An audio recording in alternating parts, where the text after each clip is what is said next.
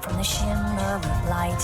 In the workshop he felt safe to the broken glass. In the streets reflecting her fright. Desperation can set the stage for acts of villainy. And heroes may need to confront their demons in more ways than one.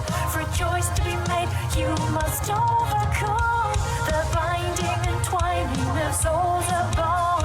So strong it may just keep you going tall. Yes, you. What will you do when the call for action beckons you to choose? Yes, you.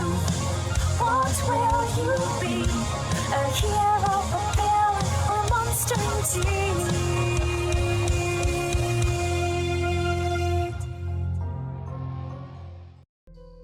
Good morning, afternoon, or evening, and welcome to Arcadia Fallen, where we need to go see Anne at the flower shop.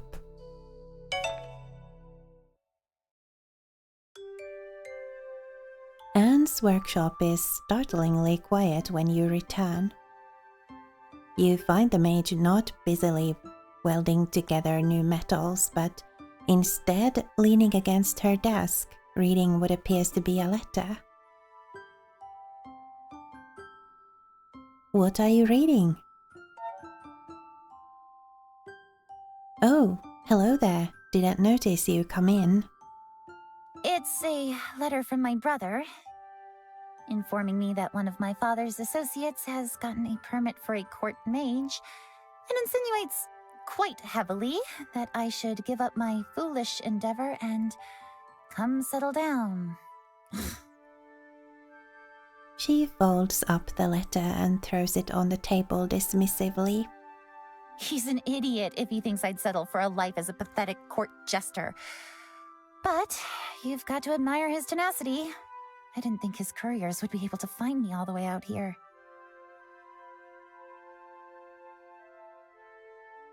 Court jester?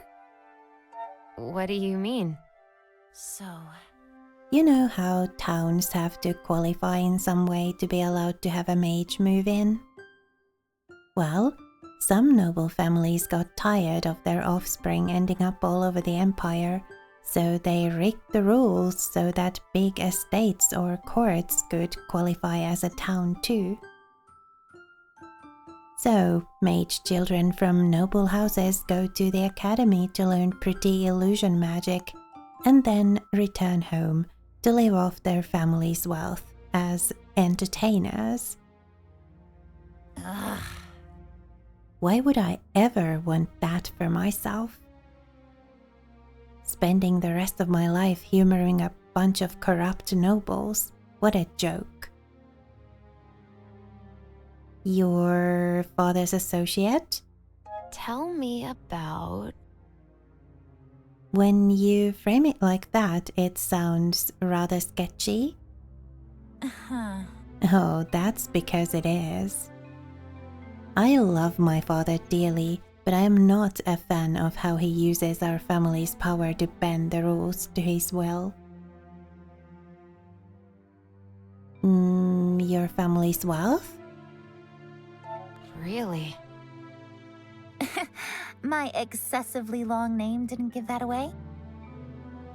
The Hoffland family is one of the oldest noble lines in Erdas. It's of no use to me, however. I escaped that circus when my mage abilities were discovered, much to my family's chagrin. So, your brother? Huh? Actually, I have two. Older brothers, both of them. We don't get to see each other much for obvious reasons, but Marcus likes to write to keep me up to date on the Hoffland family's latest shenanigans. What are your brothers like? I wonder. so... Orion is the eldest. He's been following my father's footsteps into politics, but I honestly don't think it suits him. He's too gentle for that type of work. It doesn't matter though, since he's the heir and is going to be set for life no matter how his political career goes. He's got married last spring. I have never met his wife, but Marcus writes that she's sweet, so I'm happy for him. Marcus is different. Easily excitable, but with the attention span of a small fish. My father is a patient man, but even he's growing tired of Marcus never sticking with anything for more than a day. The one thing that does seem to keep his interest, though, is keeping in touch with me, which I appreciate. What about your parents? Don't they write to you as well? So, My father is too busy playing politics to spend much time on family matters. He does send the occasional extravagant gift as a way to mend the tear. She chuckles and taps at the gemstone brooch holding her tie together. My mother and I have a complex relationship. We don't talk much. So your father is involved in politics? Tell me about... It's his passion. The Hovland family has always held high standing among the elites of Eredas, but my father's ideals have been shaping the entire region for a generation now. Eredas has a history of being rather conservative in its views on magic. My father changed that, tipping the scale towards a more open approach. He has done amazing work, so I excuse him for being a rather absent parent in my life. He would never have been happy if he'd had to put that part of his life behind him.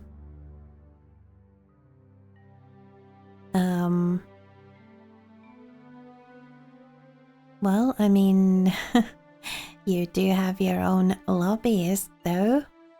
It must come in handy that he's powerful, right? Well... Maybe you can have him cut mages a bit of slack for you, eh? If it was that easy to get anything done in politics, the world would be a very different place.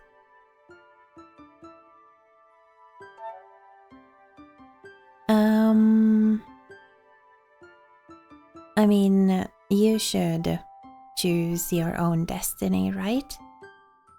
About that... No matter what your family might think. My thoughts exactly. My family doesn't understand my dream or why I work so hard to reach it. They are simply projecting their own hopes and wishes onto me. It doesn't make them bad people, but it means I have to contend with walking this path alone. At least until I succeed, then hopefully they'll realize that this is what makes me happy. Fascinating. It's funny. She turns to you. In a way, I think you understand me better than they do. We might not see eye to eye on some things, but you have at least experienced the same as I have, and have chosen to support me even if you don't agree. That means a lot to me.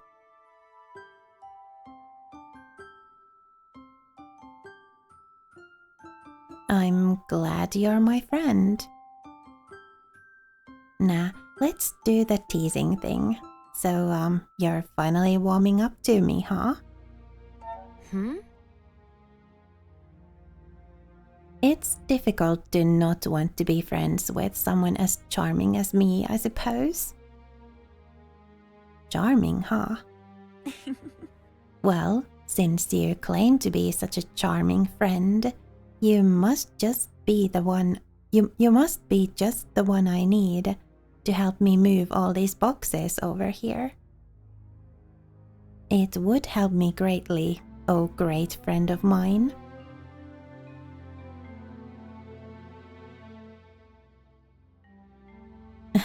Sure. I can do that, no problem. Probably. You spend the next hour helping her move stuff around the workshop. You are rather expressive compared to the other Outlanders I've met, Caden. You've dealt with my people before? The Hunters sometimes did business with the Nightwalkers. I've never spent much time with them myself, but even from afar, you get the impression that they're a stoic group. To put it mildly. What was that? Nothing. What interesting topsider architecture. I'll just go take a look at that. What in the world?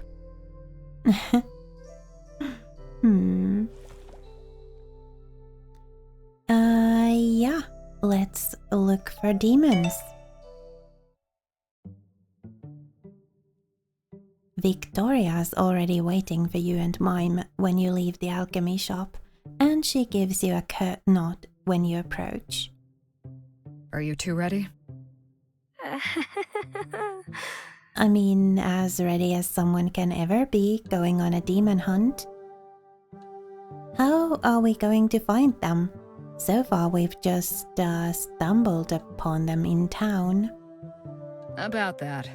Normally we'd ask around. Demons have a habit of leaving a trail. But given how anxious the townsfolk are, we better start with simply patrolling the area. If a demon is nearby, either you or I should be able to pick up on it. Okay.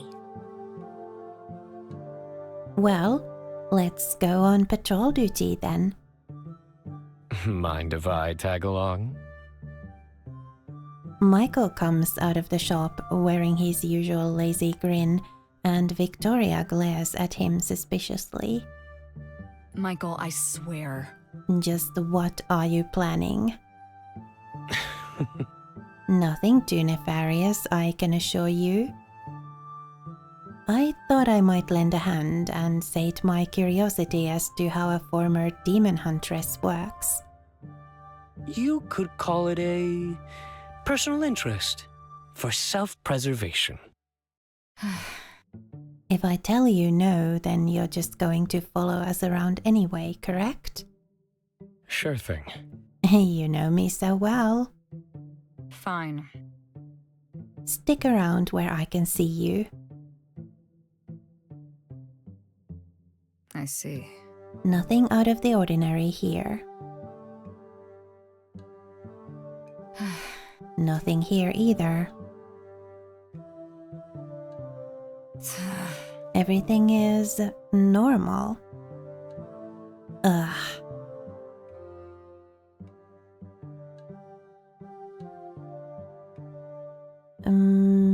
Maybe we should take a break?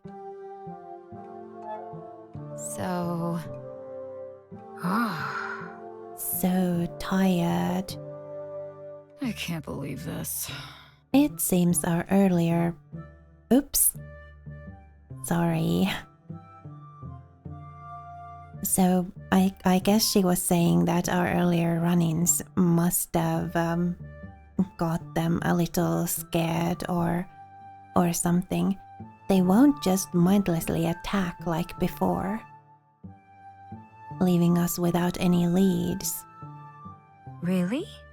You think Ronan and the demons might be working together? That sounds really dangerous. Look. I have never experienced demons working together. They are vengeful creatures, only out to fulfill their own sick desires. Oh, really? Shows just how much you know about spirits then. Explain yourself, mage. Look, Demon is just a term we in the Empire use to describe a spirit that has lost its way and become distorted. There are, however, many types of spirits in the world. Many who work alone, but some who don't. Tell me more. I wonder. thank you. You see, spirits can generally be divided into 4 different types. First, we have our common nature spirits. They vary in size but are usually connected to things like old trees or larger bodies of water. Then there's the Fae, simple creatures, quite reclusive, since the Empire once hunted them almost to extinction. Mirages are quite interesting. They are beings created by powerful emotions. They are rarely powerful and don't possess much agency or will, but the more stubborn ones have a tendency to latch onto the place of their birth. Like an echo lingering in places of great happiness or sadness. And finally, we have ghosts. The spirits of mortals persist in this world for various reasons. Given the numbers and the style of our interactions with them so far, I would guess the demons we're encountering at the moment used to be ghosts. I can't believe this. That's absurd. We'd know if a group of humans had been trapped underground like this. Look, I never said it had to be human ghosts. Are you sure? Creepy. This is ridiculous. Such fairy tales will not help our situation. Do with the information what you will. My point was simply that if my theory is correct and these demon spirits are connected, if they died together, say an army or a family, well then, there's good reason to believe that they are working together towards a common goal. So that's how it is. And what goal would that be? Not a clue. Of all the... You're the worst.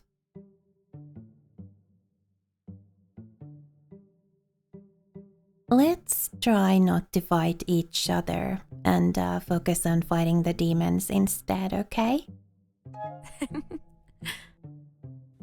If you want information about obscure old legends and the occult, I've got just the guy in mind. I find that highly suspicious. But do you have much of an option?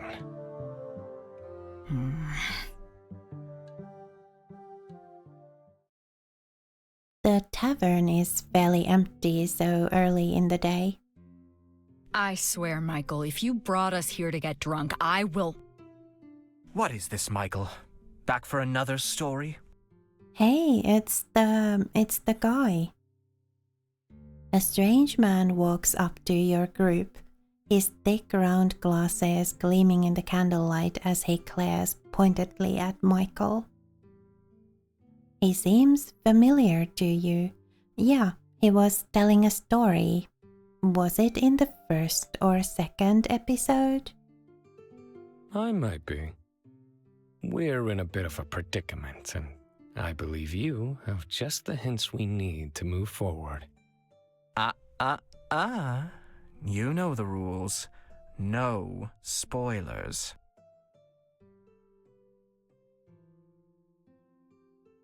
You're that bard. Oh, I remember you.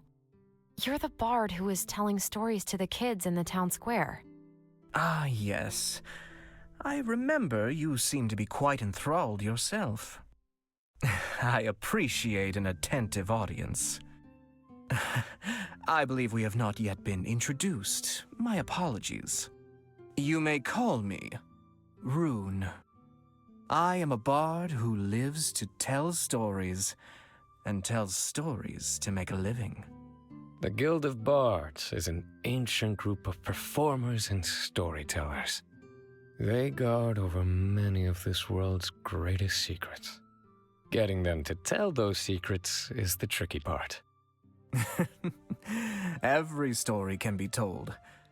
For a price. You don't happen to have any stories about this area?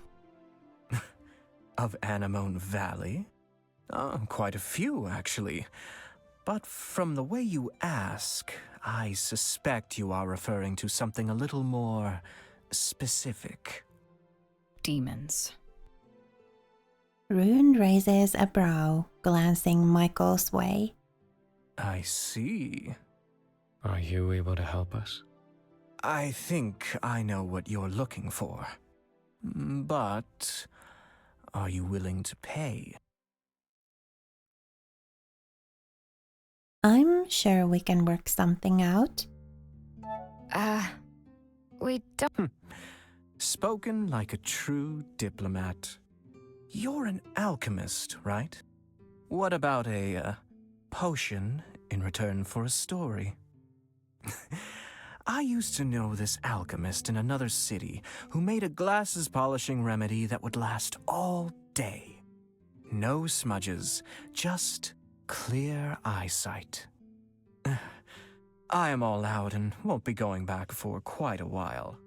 Bring me something like that, and I'll share my knowledge. The bard leaves and Victoria sighs, crossing her arms over her chest. I can't believe this. Guess we'll have to drop by Elizabeth for this. How troublesome. You're complying with his request without objections? I've seen you shake down far less eccentric personalities for information. How come?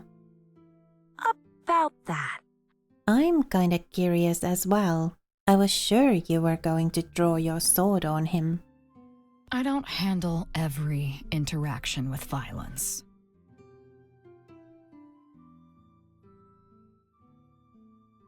I mean, maybe not every interaction, but you're close to a pretty good 50-50 average, I'd say. Victoria glares at you darkly. About that. I'm not so foolish as to antagonize the Guild of Bards. How curious. Huh, I didn't take you for the superstitious type. So... It has nothing to do with being superstitious. It is a well-known fact that you play by the rules of those protected by the patron of the arts, or you face the consequences. That seems odd. I'm so confused. What are you guys talking about? The patron of storytellers, the Nightingale, an old god who's known to be rather mischievous towards those who wrong his charges. Once, a farmer in my home village refused to let a traveling bard seek shelter for the night in his barn. A week later, his fields flooded, the barn burned, and the road he used to reach the village was mysteriously overtaken by dandelions. The accidents only stopped after he went and made the proper sacrifices, asking forgiveness for his wrongdoing.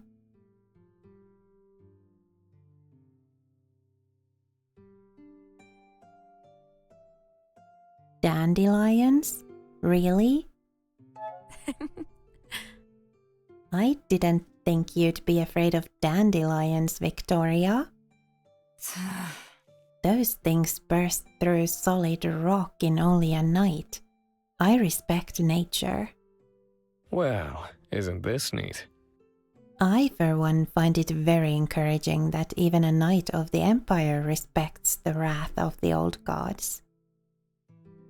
It makes you seem less like a military drone and more like an actual person. Michael, I swear. Oh, sod off. Let's move on. Guess you're off to make a potion. So you lied to us. I'm sorry for the deception. I did not have my people's blessing to come here. But everything else that I have told you about the seal and the artifact has been the truth. Why would the Outlanders want to keep this a secret? We do not meddle in the world, topside. Our elders believe the mountains will keep us safe from the Empire. But I disagree. The demons don't see borders. If we don't stop this disaster at the root, then eventually, my home will get wrapped up in the conflict as well. So, you disobeyed orders. You judge me? I was under the impression that you had been cast out from your original order as well. You and I are nothing alike. Ooh. Let's go see Elizabeth about the potion in the next episode. For now, thank you so much for watching and spending a little of your time with me here today. It was lovely to have you. Please remember to be kind to yourself. Have a lovely rest of your day, and I will see you again next time.